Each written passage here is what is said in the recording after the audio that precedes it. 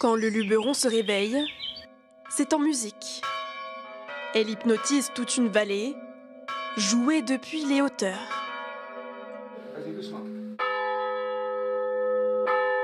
Perché au sommet de l'église d'Opède-le-Vieux, Vincent est son père, dernier sonneur de cloche du Vaucluse. Carillonneur, des campagniers, comme on dit en provençal, un peu sourds, un peu sourdingues, un peu fêlés, il n'y en a plus. Moi, j'aime le bruit, j'aime le son, j'aime la musique. Mais sonner, c'est toute une danse, c'est toute une chorégraphie. Une drôle de danse, un spectacle vertigineux. La magie opère. Avec la vue, ouais, c'est magnifique, ça va très bien avec le décor, c'est très agréable, en plus il fait beau aujourd'hui. C'est merveilleux. Nous venons du Canada et avec une architecture d'époque, c'est vraiment magnifique.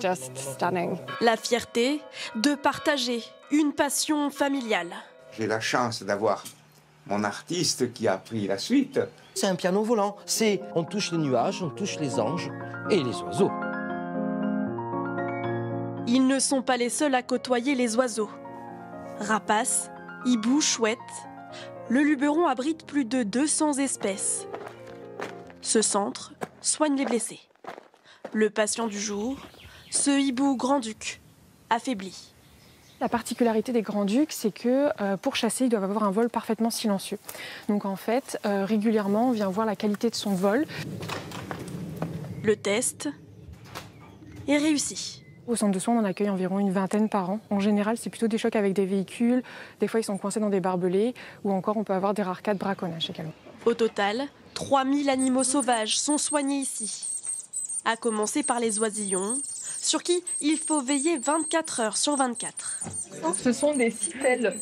Et pour l'instant, tant qu'elles réclament, on leur donne à la pince, quoi, comme la maman ferait. L'objectif pour ces soigneurs, les remettre au plus vite en liberté. Comme pour ce petit rapace, totalement remis de ses blessures. Un décompte. 3, 2, 1. Puis le soulagement. Il continue. Parfait. Trop beau.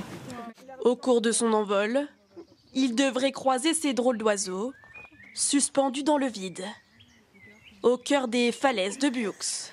Baudrier, dégaine, hop, et allez dans la voie de droite, nous on va aller dans la voie de gauche. Des grimpeurs, jusqu'à 130 mètres au-dessus du sol. Alors c'est haut, mais on met des points tous les mètres, tous les 2 mètres, donc au final, petit bout par petit bout, on arrive en haut. Plus de 500 voies à gravir, à flanc de falaise, un pied après l'autre. Le rocher, le style de grimpe, il est assez unique.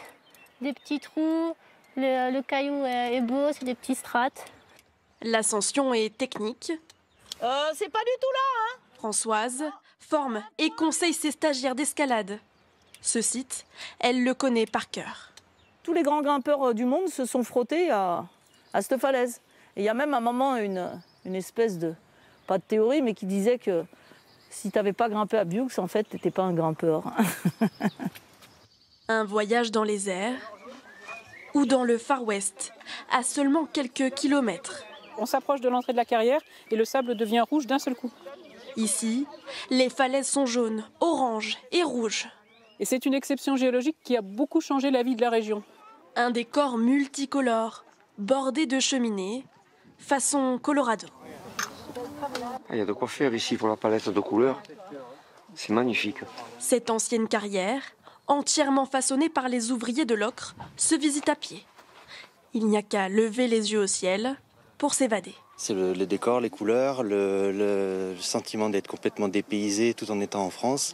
Voilà, quand on voit que ça s'appelle Colorado provençal, c'est que voilà, on voyage quelque part en fait. On se sent tout petit et puis surtout on a un sentiment de liberté, on est au milieu de nulle part et c'est magnifique. L'impression d'être tout petit, au milieu de ces paysages, au perché du Luberon. Ici, vous ne perdrez jamais votre chemin, à condition de suivre le chant des clochers.